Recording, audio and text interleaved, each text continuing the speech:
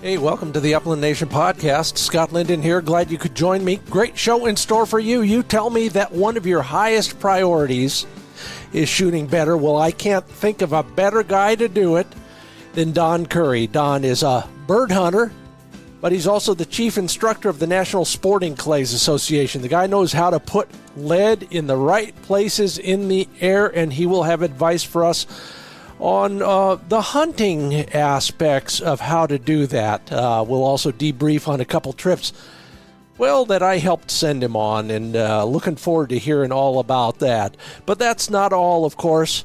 Looking at next season, well, I guess it's this season now. I'll be sharing some of the lessons I learned from the road for your rig and your dog, make life easier for both of you.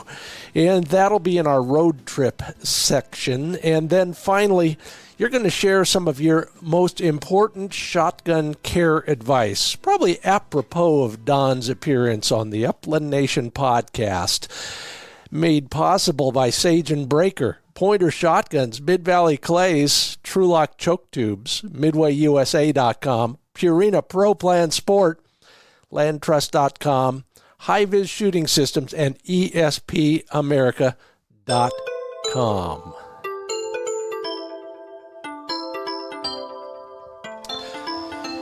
Well, around here, working real hard on my own shooting. So I'll be a little selfish and ask Don Curry a few bits of advice for me, but hopefully they're applicable to you as well.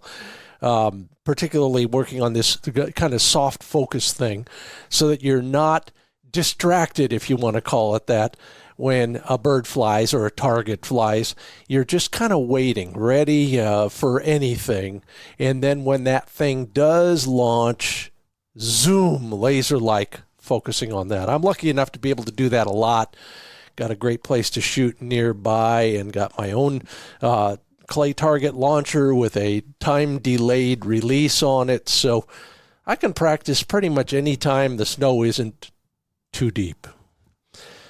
Also getting to visit with friends who join me at the real range once in a while, including my friend Lanny, who was my veterinarian for 25 years and 4 dogs, so always fun to turn that into a little bit of a reunion there. How about yourself? Well, you're thinking hard about next season. That's what I'm told by many of you. But I thought I'd ask you something that might be useful right about now. So on the social media pages, I asked for your most important bit of shotgun care advice. And boy, I got some great stuff. I appreciate it. Jay Walsh, hey, good to hear from you, by the way. Thanks a lot. Use snap caps when you're storing your guns. That'll relieve the springs in your firing pin. Absolutely. Walt Bungard says, don't overdo the cleaning and oiling, and have a little warming and dehumidifying bar in your safe. Yeah, great idea. Jason D. Williamson, the more one shoots it, i.e. your gun, the happier one is. Yeah. Have your gun fitted. I know that's not gun care advice, but Tobin Shadwick, it's always a good idea. Chuck Hickey likes those bore snakes, and use them when your barrels are still warm. Great idea. I like that. Good. Thanks a lot for that one. John Kozlowski, don't forget to oil springs and the firing pin. Careful. And always point the muzzle in a safe direction. Never can tire of safety advice. All right, every time you take it into the field, clean out the bores and coat with a light coat of oil. John Pivetta, thank you very much. Lance Larson, if your double-barrel shotgun has the barrels on top of each other, it has been put together incorrectly. Replace it immediately with one that has the barrels in the correct orientation. Get it, everybody? Your eyes are next to each other. Yeah. Absolutely. And then this from Ravenwood Lodge, my friend Ken Corbett over there reminds everybody that when you store your guns, stack them with the barrels down and the wood up. That way, if you were a little generous with the oil, it won't soak into your stock, and your wood will not get as many nicks. Yeah, you never thought about the fact that oil will soften the wood. And then Paolo Benedetti has the best advice of all when it comes to caring for your shotgun. Never sell one. Absolutely. So true. Right? Oh, yeah. Well, thank you all for your advice. Lots of good stuff in there. I'm sure we learned something already. And that segment of the show brought to you by Pro Plan Sport Dog Food from Purina. I guess that's how we pronounce it in this country. Learn more at ProPlansport.com. I do. I'm learning every time I talk with somebody over there and every time I read about them. You know, the idea behind the ratios of ingredients and then the things that come out of that are all designed to optimize oxygen metabolism, because that means increased endurance during exercise. And man, if you don't realize what an athlete your dog is, well, go to ProPlansport.com and learn more about how all of that works. It's all part of the whole idea that your dog is an elite athlete, and they know how to fuel that athlete. And if you want to shoot better, well, just keep listening, including to my friends at HiVizSights.com. You know, the company was founded by a shotgunner so that he could do a little bit better job of hitting birds and clay targets. That's why they offer so many choices: magnetic, screw attached, plain barrel sights. Hey, anybody can install them. And if you want a little bit of help, they'll walk you through it if you need it. There's a reason they're original equipment on Rugers, Benellis, Brownings, Remington, among others. You want to learn more about their choices when it comes to sights and how those sights will help you become a better shooter.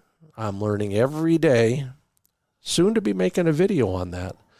Anyway, go to HiVizSights.com. That's HiViz sights.com.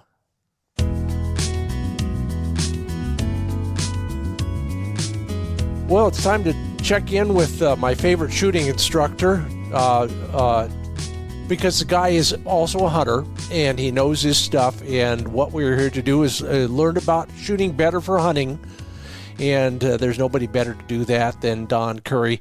Don is not only the chief instructor for the National Sporting Clays Association. He's got the #1 rated Sporting Clays DVD on Amazon.com. All sorts of ways to learn from him. Go to DonCurry.com to learn more. Don, welcome back to the Upland Nation podcast. Thank you, Scott. It's always a pleasure. Well, since I talked with you last, you've been around the world almost literally doing things like that. But let's start with what you're doing these days professionally. Where can we go, and what can we learn from you? Well, thanks for asking. And again, it's great to be with you again, Scott. I love your podcast. So yeah, I've gone through a little bit of change since the last time we spoke. So I was traveling quite a bit, sometimes to California, upper Midwest, Wisconsin, Minnesota, Georgia, North Carolina, and Florida. Now I've sort of consolidated things, and I'm located in a permanent structure at a sporting clays course that is also co-located with a Boy Scout camp. So we're in Paisley, Florida, which is sort of halfway between Orlando and Ocala, so it's central Florida. And we just have a great location to teach and shoot. It's a private course, but obviously anyone that comes to take lessons or do fittings with me can come to that location. And what makes it really great is that we have, it's a 15-station course, but we have 4 traps on every station. So we have sort of a, let's say, a corporate level target selection, and then a more advanced target selection, as well as a 5-stand and a practice area, which I use to sort of start students out at the beginning of a lesson if I've never worked with them before, as well as for my gun fittings. And I do a lot of custom gun fittings for custom guns that we order from the factory. I don't do much off-the-shelf type things. Sure. Just because most everything I do on the gun sales side is connected with a custom stock, either restocking a current gun or ordering a new custom stocked gun from the factory. And there's a good mix of sporting stocks and guns and game guns on both sides of the fence there. So what do you see in that world, especially in the world of game guns? Where are people going from a brand standpoint? What kind of models are they looking for? Is there any trend in that world? You know, if we won the lottery last Saturday night and we were coming to you, what would we likely bring to you? Yeah, so that's a great question, because I get a lot of questions on, like, how do I figure out what gun's best for me? There's a bunch of elements there. I'll try to run through them with time in mind. So the first two questions that I ask is, number one, what's your budget? And number two, what's the utility of the gun? In other words, what are you going to use it for? So, every once in a while I'll get somebody saying, well, my budget's around X, but and I'd like to be able to use it for both, sporting clays and upland bird hunting. And that doesn't always work in terms of, no matter what price range you're at, in terms of having one gun to do both sporting clays and upland. Now, there are a lot of upland bird hunters that, and this is why I dig a little deeper when I'm trying to find out what the end game is. So what is the end goal of the shooter? Now, if their end goal is upland bird hunting, and they say, well, yeah, but I shoot sporting clays too. I said, okay, but do you shoot sporting clays for competition, or, to beat your buddy, or maybe in charity shoots, or do you just shoot sporting clays to get better at upland bird hunting? And if the answer is, well, I shoot just sporting clays just to get better at upland bird hunting, then we're talking about one gun. Yeah. If we're talking about, I go quail hunting 2-3 times a season, upland over dogs, but then I also like shooting sporting clays. I shoot quite a bit once a week with my buddies, and we'll go to some charity shoots every now and then, or maybe I actually shoot in registered tournaments, whether it's trap skeet sporting clays. Then we're probably talking about two guns. Yeah, and it's like anything else. I would imagine, the more specialized you become, the more specialized your tools need to become. I get that. That's absolutely true. Most of us, of course, are using our hunting gun for the clay target shooting we do. Are we primarily talking over and under? Are we talking, side-by-sides, automatics? What seems to be the biggest, most attractive configuration these days? Sure. Well, it doesn't make sense to use an over and under for, in most cases, for a waterfowl, for example. Yeah. So in waterfowl, I typically recommend, and we see most hunters using, a semi-automatic in that instance. And that's usually a single-purpose gun. They can use it for, obviously, shooters can use it for waterfowl, dove, whatever the case may be for a gun like that. And that's not bad. We're looking at, let's say $1,600 and up, for whether it's a Benelli or an A400 Beretta. Those are the ones that I see most in sort of the let's say the waterfowl and dove markets, and they're both good brands. I tend toward the Beretta simply because it's a gas-operated semi-automatic versus a recoil-operated semi-automatic, which is the Benelli. So I think that the Berettas are a little softer in terms of the recoil. Regardless of which one of those you might choose, or another semi, a lot of hunters are surprised to find out that you have to use it at least a shell with a speed of 1250 or more. Yeah, so I see some folks come to me for lessons, and they'll show up and they just bought a case at Bass Pro Shop that happens to be 1210. And depending on the shell, that may work, but to be safe, you want to shoot at least a 1250 or more. I know for upland for waterfowl, there's not much problem. Yeah, it's the target loads. Yeah. Well, so how about a strictly an upland hunter like me? Am I going to be walking in most of the time with something other than a semi-automatic? For sure. Yeah. The classic upland hunter is shooting either an over and under or a side by side. Rarely do you see someone shooting a semi-automatic in an upland situation, and there are a lot of shooting grounds and plantations around the country that simply won't allow a semi-automatic. So it's just much safer and frankly more genteel and more more in the mood of upland bird hunting, I would say, with an over and under or a side by side for sure. A lot easier than buying tweeds and a pair of +4s. Yeah, you never see anybody in tweeds with a semi-automatic. Yeah. Okay, not that no judgment here, everybody. So I'm going to be a little selfish here. Well, I will be the whole time, actually, but I have a good friend who is shopping for a youth gun for a grandson.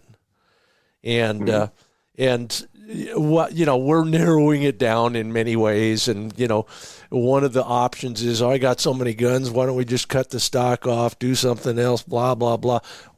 Just generally speaking, if we're buying a gun for a youngster, what are the things we should be cognizant of? My first thought, and maybe you can argue this or not, is it's about balance. You shorten a stock, the barrel's still the same length, all of a sudden that gun is not swinging the way it should be, mounting the same way. But you tell me, what kind of advice would you give us? Sure. I mean, you've intimated. I mean, the most important thing is you get a gun that fits reasonably well. And what does that mean? That means the length of pull, the distance between the front face of the trigger and the butt pad. That's going to be the most critical dimension for comfort for a youth shooter.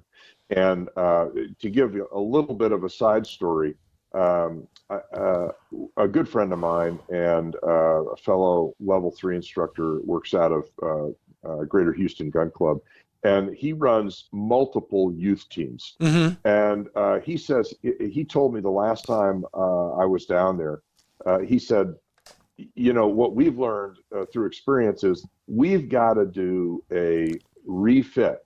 We've got to at least do a cursory refit about every 6 months with these kids. Oh, I bet. They're growing like weeds. Yeah. And so I thought that was very interesting. And he's unique in that he runs so many kids through his program and has so many youth teams. So the first thing, as you intimated, is that we want to have a gun that fits well, as the right length of pull. And, how do we determine that? Well, there's certain things that we fitters do to determine that, and we can certainly talk about that. But there's nothing wrong with taking a stock that's a wood stock and cutting it down to the proper size and putting a new butt pad on. And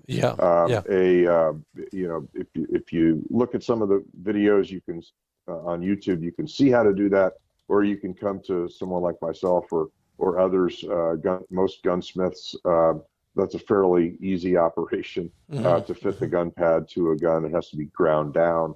But now you got two choices there. You can either take a wood stock that you have, cut it down, or you can order a new plain Jane stock, no great wood or anything like that on the internet. Yeah. So that you can then put your old stock back on when you want to take it out versus having your your grandson fitted to the gun. And, Sure, yeah. Having a gun fitter or an instructor look at that is not a bad idea. And then you can have the gun cut down, the stock cut down to the proper length. But having the ability to use the old stock and the new stock, and it really depends on the manufacturer, but even getting a used stock online and then cutting it down is a good solution, because then you're not really lowering the value of the gun if you ever decided to sell it. Yeah, Because you've got the original stock to fall back on. And I could see, as your friend said in Houston, you cut it back, the kid grows, he needs a new shoe size, his pants are too short. You could just put a thicker pad on for a while. You could just keep adding pad till they grow into a standard size stock, couldn't they? You nailed it, Scott. I mean, that's exactly right. And, again, you don't really care about the quality of wood or what the stock looks like at that point. Yeah. Because by the time he approaches 5'10", and he started out at 4'8", that stock's going to look pretty darn ugly, and you might need to look for another solution. But absolutely, and there are also stock extenders. So yeah, it's pretty easy just to add a half inch really up to an inch of length on a stock, and even if it requires spacers and you want it to look a little more professional or a little more finished, again, a gunsmith can easily add spacers and grind a new pad for the gun. So I would say try to stick, if you don't have that gun and are looking for a gun for your grandson or a young kid, get something that is wood rather than synthetic, because you're going to have a tough time lengthening that stock. Although there are a lot of composite stocks out there, or guns with composite stocks that are great, and they actually market them as youth guns, but they're not as easy to cut down or add length to. Oh, I believe it. Yeah. Well, let's switch gears before the break, because I do want to talk a little bit about at least one of your hunting trips. Everybody I know, and including David Petzel, who I respect and admire, the shooting editor for Field and Stream magazine for a million years, Sergeant Petzel once told me that you should go to Africa. It will change your life. And you just did. Tell me more. Well, I would have to endorse that statement. So I went to Africa for the first time about 5 years ago, and it was sort of on a fluke. I was actually going with a friend of mine on somewhat of a mission trip, and he asked me before we left, is there something, I know you're going to come help me, but is there something I can do to make this trip special for you? And I said, well, now that you mention it, you could work a hunt in there. Yeah. So the first time I went, I hunted plains game, not any birds or winged animals. And I said to myself, boy, this is going to be great, but I better do everything I want to do on this trip, because I can't see myself ever going back. Yeah. And the fact is, I've been back 4 times. Oh, my God. So it is absolutely incredible. The species of animals, both legged and winged, are just spectacular, and they make North American game look a bit boring in terms of their color. So they've got some incredible plains game hunts. If you're a deer hunter, you just got to go one time in life. But I've had since then experiences not just with plains game, but with both waterfowl and upland birds. So and the species there, particularly in waterfowl, are just spectacular, and species that you just don't see here. So I've got I was a pretty big waterfowl hunter a while back before I went to Africa. And when I look at the duck mounts on my wall, and then compare them to some of the ones in South Africa, they're a little down color, if you know. Oh, isn't that interesting? Yeah, no, they're just absolutely spectacular. Some of the waterfowl over there. But I've also hunted guinea fowl in Franklin, over dogs, and just a ton of fun. Well, you mentioned that waterfowl in America pale by comparison, almost literally. Is that what it is? It's about these multicolored, incredibly psychedelic critters out there? Yeah, it's just ones that we don't see on this side of the globe. But not to say that the hunting's worse or better. That's like any other place, right? It's depends on the day and the conditions and all of that, and the weather temperature over time, and many factors, as you know.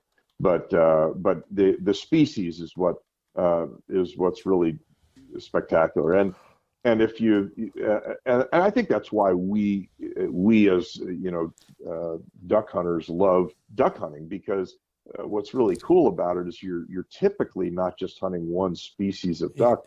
You have an opportunity to hunt multiple species in the same hunt. In a lot of places. So. But if you're an avid waterfowl hunter, or you're an avid upland bird hunter, South Africa, or the African continent, offers just a whole nother world that's open to you in terms of the difference in species. Let's talk about that upland thing. First off, is it much different than here? Granted, you're in another hemisphere. You're working with guys who have different accents. What I know about that world is they're bringing in a lot of pointers from the U.S. or somewhere else. They're out there walking around just like we are in the same kind of, birdie country. But describe the places you go for an upland hunt there. What does it look like? Yeah, so a lot of times they're in fields that are being farmed. And in terms of how they hunt, the species that they hunt with, they tend to be a little closer, and this is probably a proximity issue, but they tend to follow European and British tradition a little closer than they would American hunters. It all started in England, as and certainly in Europe, in terms of shotgunning. And so they tend to, so the cockers are you're not going to see as many labs as you will cockers, English setters, English pointers, that sort of thing. Are they basically doing? You did mention this, but let's just be clear. They're doing what over there in England they would call rough shooting. Put the dogs down. Maybe the cockers are at heel, I don't know, and just send in pointers out there to look for birds. Is that? No, that's exactly right. Yeah. I mean, they and I don't. If there are put and take places there, I don't know of them. So it tends to be a much larger percentage of wild birds than wild bird hunting versus plantation. Shooting preserve type hunting, which you see a lot larger percentage of that here than there. Anything unusual, unique about hunting South African upland birds? I mean, do you, it's the southern hemisphere. Do you point left when you want to shoot right, or? No, it's about the same. Okay, and the water still circles the drain in a clockwise direction, I tell you, the other species that's just a blast to shoot. I went to in fact, I think there's a video on my website of pigeon, rock pigeon shooting, and that was just and typically they do that in the southern part of Africa. Over sunflower fields. And that is a lot of fun. I mean, a lot of action. Again, it depends on the day and the location, but The time that I went for the first time, which was I think 2 or 3 trips ago, it was just a fantastic experience. A lot of action. Whenever here's my criteria. It's a great hunt when you can't load fast enough. I'll take your word for that one. Absolutely. Oh my, that sounds great. So definitely we should all go.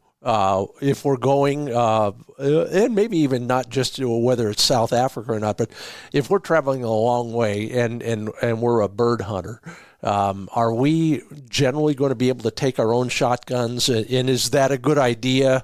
What about some other travel advice like that?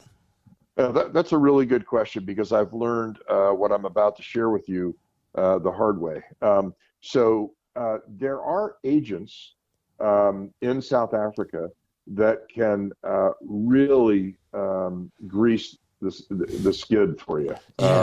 So instead of just reading it online and trying to figure it out yourself and filling out the right paperwork, and maybe you got the right paperwork, maybe you don't. Trust me when I tell you, don't go to South Africa without hiring an agent. I want to say it's like $150, $200, something like that. So worth the money, because you can communicate with them by email, and you can get everything done in advance. And if you do that, and I've done both, without and with, and you're through that process in about 20, 30 minutes. What will they do for you? I mean, if we're just going in, blind, sure. Will they take us from point A to point Z? Is that the idea? So licensing, gun importation, what else? Well, you definitely want to check with whoever your outfitter is, right? In South Africa, for example, or Mexico, or wherever or Europe, or wherever you're going. You definitely want to check with your outfitter in terms of local licensure. What they will do for you, though, is they'll basically meet you after baggage claim. What happens is, when you're transporting a gun internationally, they're not going to put that on the conveyor belt where you pick up your luggage. They're gonna pull that in the back in the baggage department, and that'll end up in wherever the police office is, and they'll hold on to that until you come in and pick it up. So typically what happens is after you've gone through customs, you picked up your bags, and you're now going out to the outside of the secured area where you'd normally meet anyone that's waiting for you. The agent will meet you there and greet you, and then take you to the police office. And by that time, you've communicated with them prior to your trip, and they have filled out all the paperwork for you, and they know the people that are inside the police office.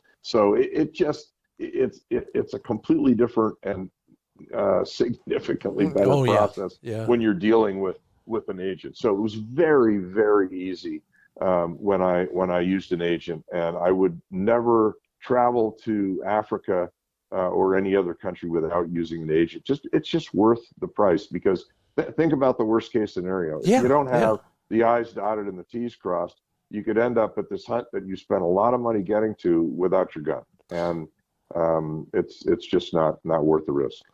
Yeah, of course, that can happen here in the States too. Take my word for it, but which is why I drive everywhere now. Here a lot, and I don't know if you wanted to discuss that, but there is sort of a fairly standard process. There's a little bit of variation from airport to airport. Yeah.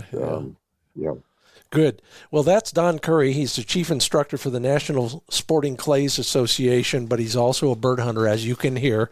We'll bring it on home, literally, into the States, and some more domestic advice coming up in the second half of the podcast. We'll also be taking a couple lessons from the road in our road trip segment, where I will share some of the things I've learned the hard way. It's all coming up in just a moment. Don, you get a moment to breathe and pour a coffee while I pay the bills around here. Starting with landtrust.com. Looking at another Montana trip. It's like a candy store and I'm a kid. No, I don't mean immature. I mean, the choices are so great. Just in Montana, if you're looking for a place where the habitat's going to be good, you know the place has been vetted, and you want exclusive private access for a day or more, landtrust.com is where you want to start. They have got so many choices, kind of like an Airbnb, but for folks like us. You can camp at a lot of these places. You will learn more about the place from the folks at landtrust.com before you get there than you could ever do by knocking on doors. Take a look at all the choices at landtrust.com. And whether you're looking for a new choke for your turkey gun or for your target gun or for your upland birds for this season, go to TrulockChokes.com. 2,000 choices, lifetime warranty, satisfaction guarantee. What can I tell you? These guys know what they're doing. A better choke will make you a better shooter, better materials, better engineering. I know I use that term a lot, but it's absolutely true. The pattern will be better, too. Learn more at TrulockChokes.com. And you spell Trulock, T-R-U-L-O-C-K, TrulockChokes.com. And welcome back to the Upland Nation podcast. Don Curry with the National Sporting Clays Association and all sorts of hunting opportunities as well. Hey, let's transition from South Africa, Don, to closer to home. When we're out there and you're out there, whether it's on the range teaching a lesson or you are actually out in the field with somebody, what are some of the bigger challenges we all face when it comes to actually shooting at flying game birds? I think that the biggest obstacle that hunters encounter is the mount, and you'd think in hearing that okay, well that means I need to improve my mount.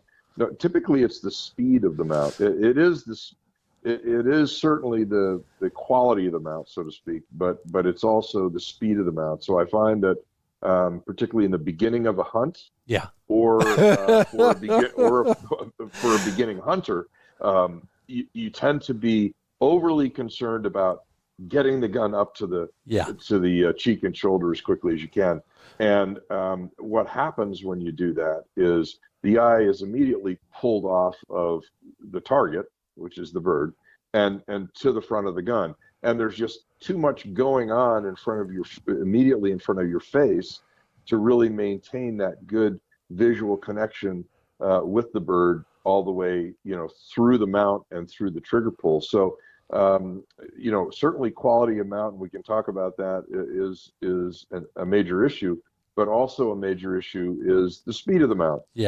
Because normally a quick mount will yield a lot of turbulence at the end of the gun, at the muzzle end, that'll prevent you from, to a certain degree, from focusing well on the target and connecting well with the bird just prior to and through your shot execution. Bingo. For 100 rounds yesterday, I thought about exactly that. I've learned that a nice, deliberate mount makes the most sense. I never thought about it in terms of allowing you to stay focused on the target. And then, of course, you use the great term turbulence at the end of the gun. I love that idea. All those things happen when you're too rushed in your gun mount, and I'd never put it together before. Well, that's right. And I say to my students quite often, we actually kill the bird with our eyes. We don't kill the bird with the shotgun. That may seem like a contradiction, but the fact is, in shotgunning, we point, we don't aim, such as in rifle and pistol shooting, we point. So the accuracy of our point will be directly proportional to the quality of the connection we have with our target. So smoothing out the mount, just slowing it down, just a touch, will allow the eyes to have continuous connection with the target, and our subconscious therefore will bring the hands and the gun to the target, much more likely to bring the hands and gun to the target than if we interrupt that eye target connection with an inefficient mount. Talk to me about practice at home. Okay, some of us get to the range more often than others of us, but we all have a gun. We all have a safe place to to mount an unloaded gun.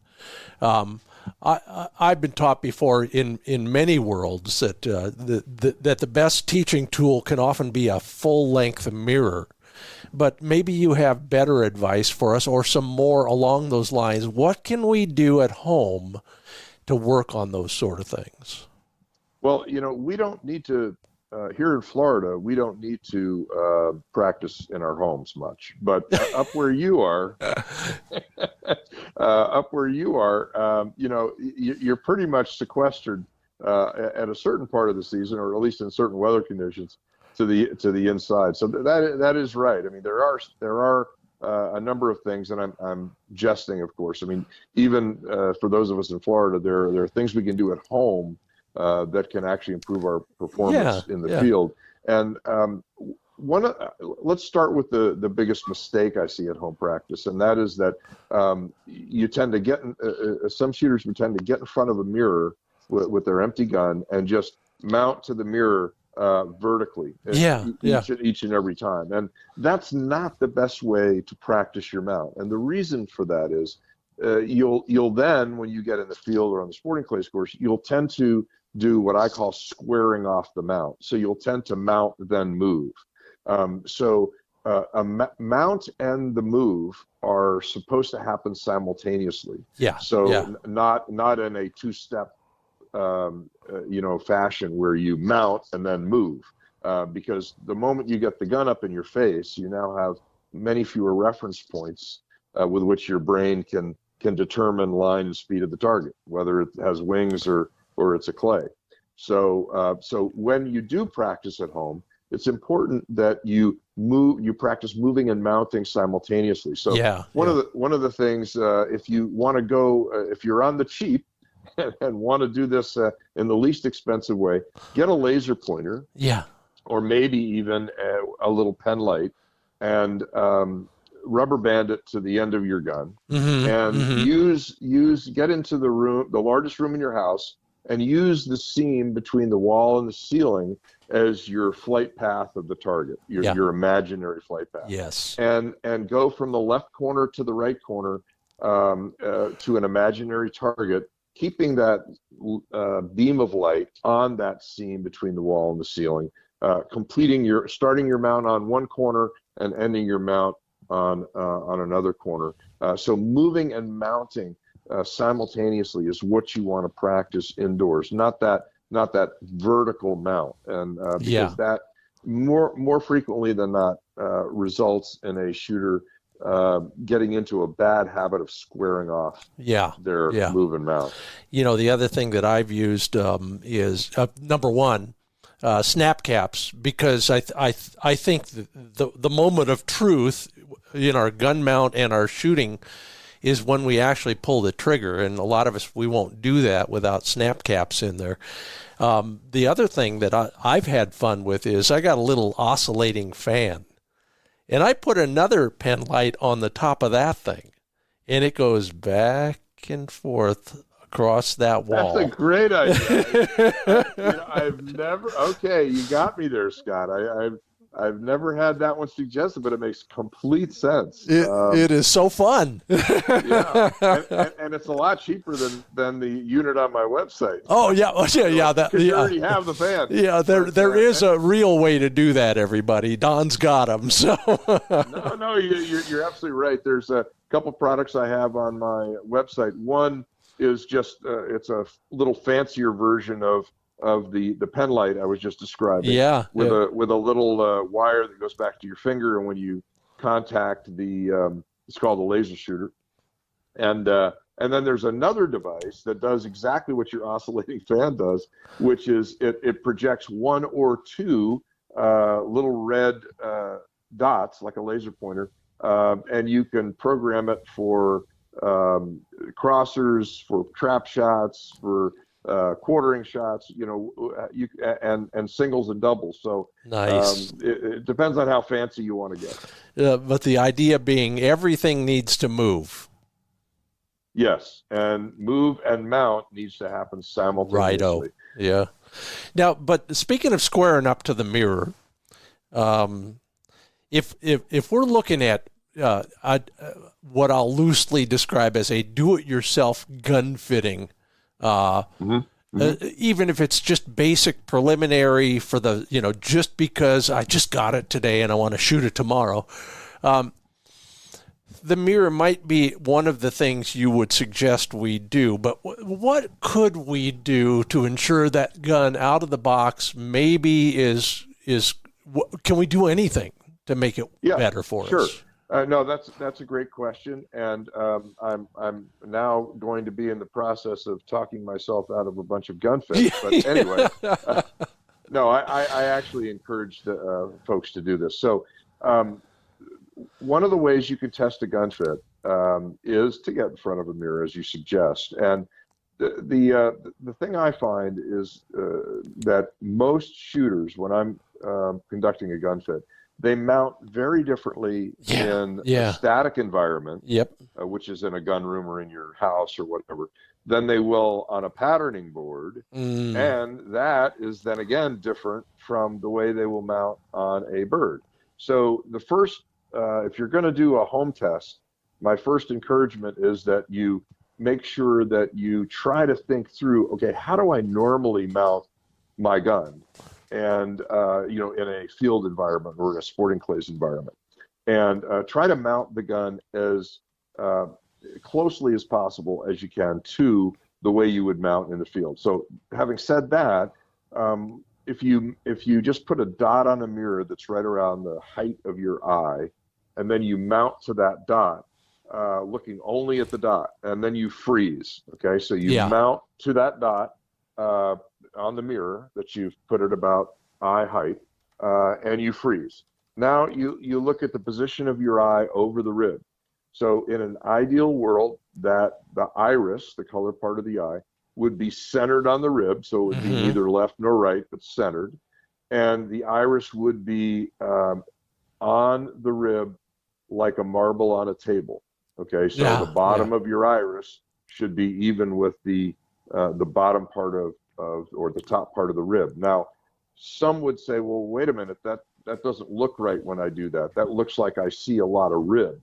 And the fact is, you will see rib. You're supposed to see rib in a shotgun scenario, not so much in a rifle scenario where we're manually and consciously lining up the sights of a rifle with a stationary target. Sure. In shooting moving targets with a shotgun, we want our whole iris sitting on the rib like a marble on a table, because that is what lets the highest quality and greatest quantity of imagery enter the eye and the brain.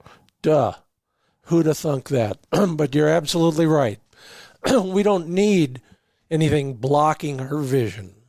And that's what the muzzle would do, wouldn't it?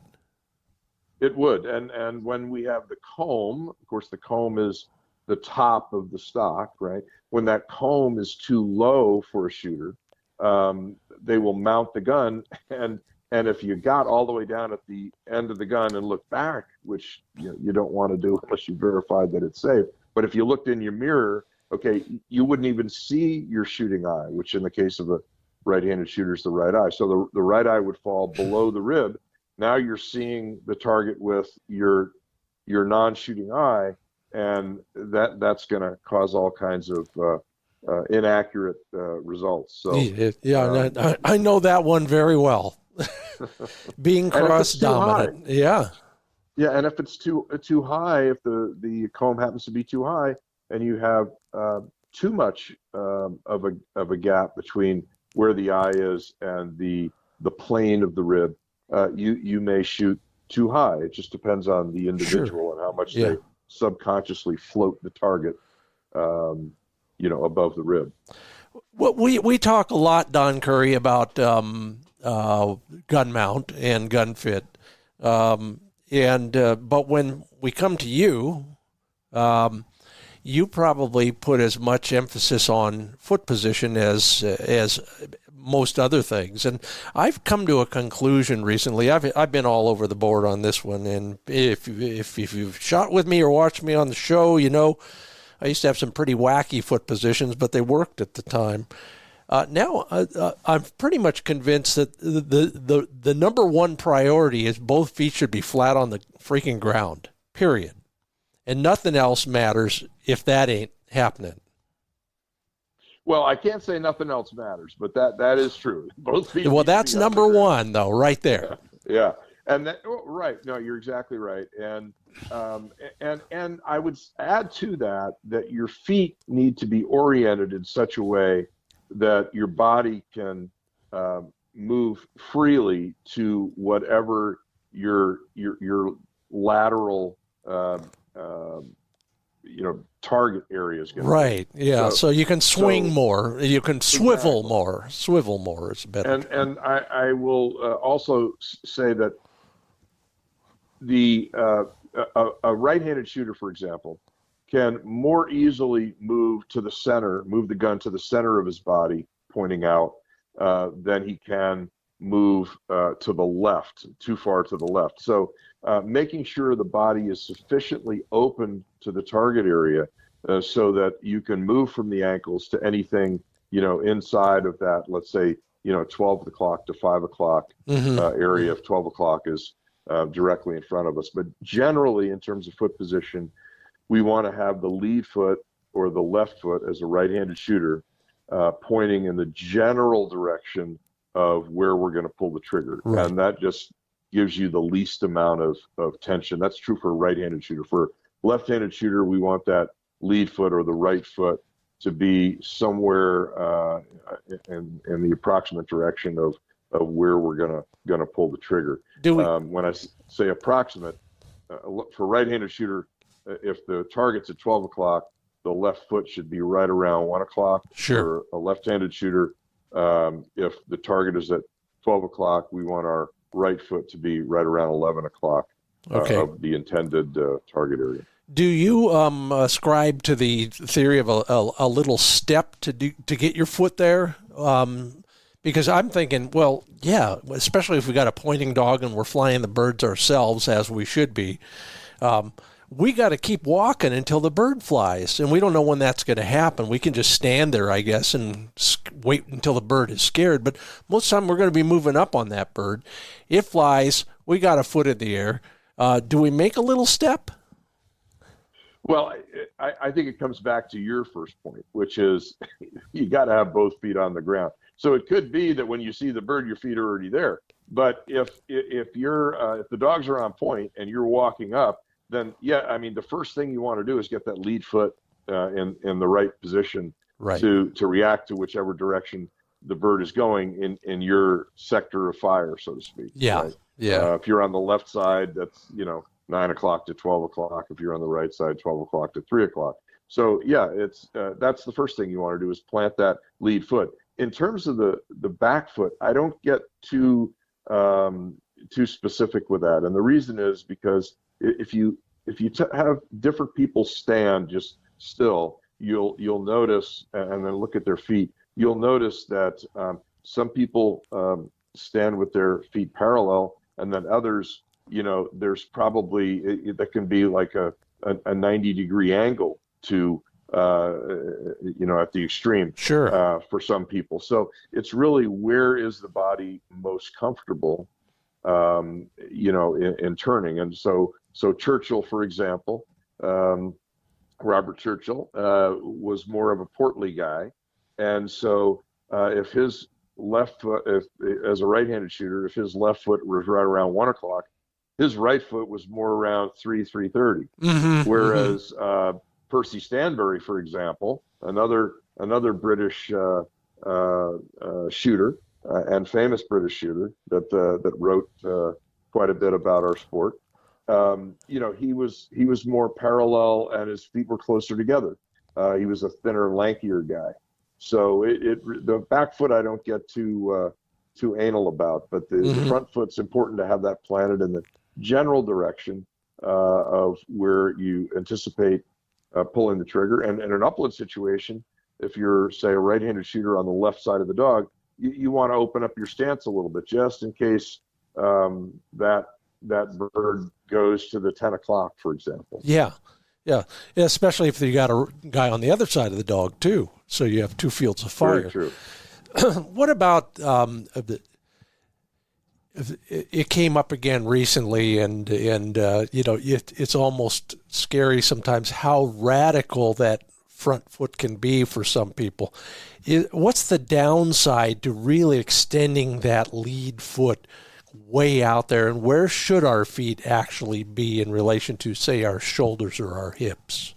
Sure. So let's say that the heels, you want the heels no more than 12 inches apart. And a lot of shooters, particularly in a unpredictable upland bird hunting environment and scenario, they will oftentimes tend to have their feet spread too far apart. And when you do that, your ability to turn from the ankles is now limited, and your angle of movement is also going to be limited. So having the front foot generally pointed at the, let's say for a right-handed shooter on the left side of the dog, if your left foot was pointed somewhere around 10:30, okay, you could easily turn and shoot a bird from 9 to 12, sure, and you'd be just fine. But you want those heels, if you took out a ruler and measured between the heels, you want that somewhere between 8 and 10 inches, ideally. Yeah. And most people would say, well, wait a minute, I shoot with my feet a lot further apart.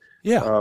And you can get a shot off that way, but you're not going to be able to turn from the ankles as well when your feet are further apart. You're not going to have the movement that you need, and it could be that you actually get too much torque in your body, and you're going to miss that bird that flies to the 10 o'clock versus hitting the bird. Somebody described a very similar problem. They described that arc that you get when you're swinging and your swing is restricted. They called it the rainbow arc because you're following that bird up, but at some point your body just starts pulling your muzzle down. Very true. So at the farthest limits of your move, so for a right-handed shooter, as they move more toward the 9 o'clock, right, from 12 o'clock to 9 o'clock, they're going to subconsciously start to dip their shoulder, their left shoulder, which will cause you to obviously come off target and shoot under a bird rather than on the bird. So very true. Okay, give me one more. I am being selfish here, but the target I missed the most yesterday was I'm cross dominant. I shoot right. I put a patch on my shooting glasses on my left lens. Hard right to left crosser. Is that because of not keeping my cheek on the stock, or is that because of that rainbow arc, or is there something else I should be doing next time I go practice that, Don? Well, where are you pulling the trigger? What on a clock direction? Where do you think you're pulling the trigger? Good question. And I was letting them get out, so they were really hard crossers. So I was probably pulling the trigger at 9 o'clock. Oh, well, see that. There you go. So were you on the left side of the dog? Yes. Obviously, right. Yeah. So one of the little tricks that sometimes doesn't seem natural and seems a little counterintuitive is if I'm on the left side of the dog, I want to point that left foot toward that 10:30 rather than the 12 o'clock. Yeah. So most hunters on the left side will point, toward the 12 o'clock, 1 o'clock. Yep. And a lot of shooters will naturally stand too oblique to the target, like a rifle shooter. Mm-hmm. So you want to try to open up that stance a little bit and pointing more to the 10:30 than the 12. So that's one issue. The other issue would be what's your technique for shooting that target, because there are really you have to. Most upland shots are just a point and shoot. Yeah. Right. But when you do get that right to left crosser, have you decided how you shoot right to left crossers? In other words, do you use sustained lead or do you use a pull away? How do you move the target? Oh, I'll have to work on that. That's for sure. But here's my tip for you. Yeah. Here's my tip for you. Next time you get the hard right to left crosser, touch the nose of the bird with a gun, and then accelerate the gun in the direction of flight of the bird. So touch, I like to call it a touch and separate. Yeah. So just touch the bird and separate. And what's probably happening is you're probably checking the lead. Yep. Between the distance between the muzzle and the target, and which inevitably you're probably missing behind. Well, that there's no doubt about that. Very seldom do I miss a head, but that is always a goal, as they say. But that is very useful, and I think the other thing I take away from that is, as if you were shooting a lot of sporting clays, a lot of folks will suggest you set up your feet for where you think you're going to pull the trigger, not for where you think the target's coming from. So if you're already doing that a little bit, as much as you can with a target you don't know where it's coming from or going to, that might help me a little bit too. No, bingo. That's exactly right. So in sporting clays, we know exactly where that, for a right-handed shooter, where that leftmost break point's going to be, right? Yeah. Where we're going to break that target has a break point, a point where we're going to break the target that's most left. So you're going to have a right target and a left target. Every once in a while, they're not, and that's not where the target's coming from. That's where you're going to break it. Mm-hmm. So the leftmost break point is where a right-handed shooter should be oriented to. But in an upland situation, you need to be able to anticipate and move to any bird that goes that comes, that you have to shoot within that 9 to 12 range, right? 9 to 12, what I call sectors of fire from my old Army days. So that sector of fire, you've got to be prepared to take any bird in there. And if you're aligned with the 12 o'clock, you're not as prepared to move the body to that 10 o'clock as you would be if you turn that left foot out to the 10 to 10:30 position rather than the 12 o'clock position. Well, there you have it. This guy knows what he talks about. Don Curry is a chief instructor for the National Sporting Clays Association, also the award-winning author of 2 books, Mastering Sporting Clays and Gun Fitting. He's a course designer, instructor, coach, gun fitter. Guy knows his stuff. Someday we will actually spend some time in the field or maybe just at the range. I think that would be just as fun. Don Curry, thanks for joining us on the Upland Nation podcast. Thank you, Scott. Always enjoy being with you. Ditto. Take care now. But don't you go away. We're going to talk more about some of the lessons I learned from the road that will be of use to you this season. It's all coming up on the Upland Nation podcast, brought to you in part by MidwayUSA.com. Just ordered a fishing shirt at MidwayUSA.com. Just laid in a bunch more flies for the season and more to come after that. So stand by, check out MidwayUSA.com for all your needs. Customer satisfaction is their number one goal. Don't forget to sign up for their email or text notifications. You'll get 10% off your next order. It's all at MidwayUSA.com. And SageandBreaker.com is where you get all of your gun cleaning and care and transport products. Yeah, big Father's Day sale coming up. You know why I know? Because I'm on their email list. I'm doing you a favor, giving you a heads up before everybody else. Now, if you sign up, you'll find out about those as well, especially new products coming in like those midnight camo hats now up on the site. The brush and pick tool roll kit is now on sale, as well as, range bags, a gun cleaning mat, and gun cases. So take a look at SageandBreaker.com.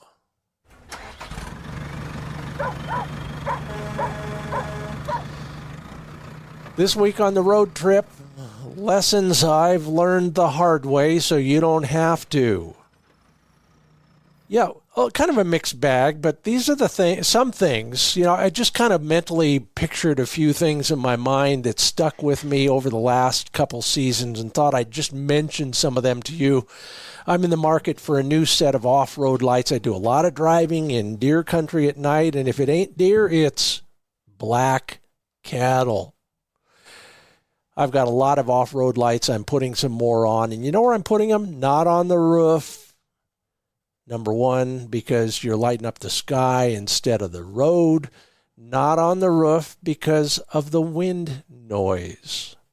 Yeah, so much up there, and it is not dispersed by anything like your brush guard, your bumper, the front of your hood, etc. So put those off-road lights lower and to the front whenever you can.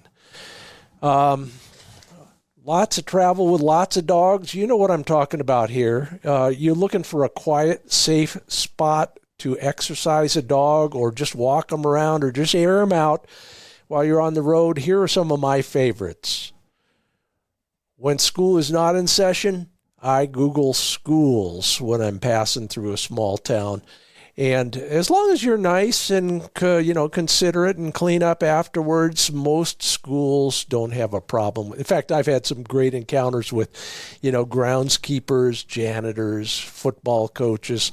You put a funny-looking dog like mine on a practice field for a while, you're going to draw at least a little bit of attention, and that's a good thing most of the time.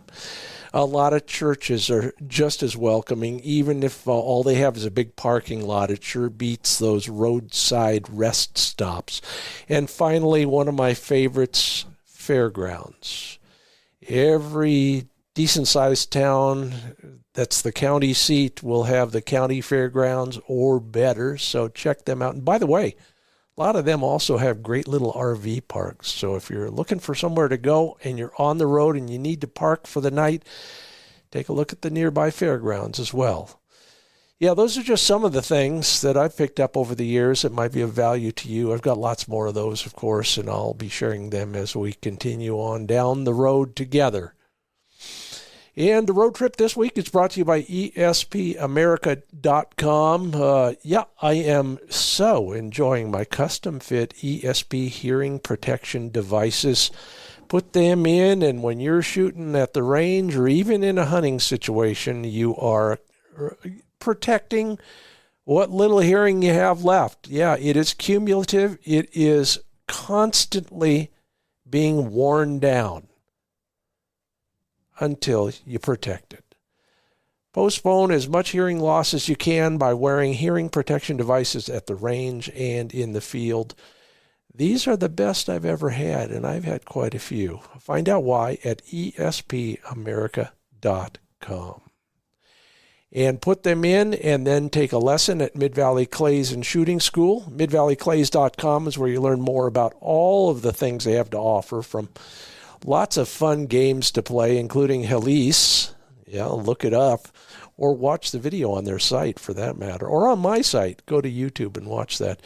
And then, if you're shopping for a gun, whether it's a youth gun or anything else, Dave Fiedler is the guy to talk to. He will work you through the process, provide some objective advice about what you might want and what you might need. Dave is a bird hunter, dog owner, and an incredible shotgunning instructor. He'll ask the right questions and make some suggestions. So next time you're shopping, give him a call. Go to midvalleyclays.com and call Dave Fiedler. Well, I sure appreciate your listening. Thanks to Don Curry. If you want to learn more about Don and what he's doing in this world, go to Don Curry, CURRIE.com, DonCurry.com. Learn something, watch something, maybe pick up some tips and advice. If you commented at the social platforms, thank you. I appreciate all your suggestions this week, especially gun care advice and some humor in there as well. You guys ought to, you ought to go on the road. If you left a rating or a review, I appreciate that. And I do appreciate our sponsors as well: Sage and Breaker, Purina Pro Plan Sport, ESPAmerica, Mid-Valley Clays, TrulockChokes, MidwayUSA.com, LandTrust.com, and HiViz Shooting Systems. Yeah, I have had a great time. I hope you learned something from Don, and I know I did. And with luck, we'll see you down the road. I'm Scott Linden. Thanks for listening to the Upland Nation podcast.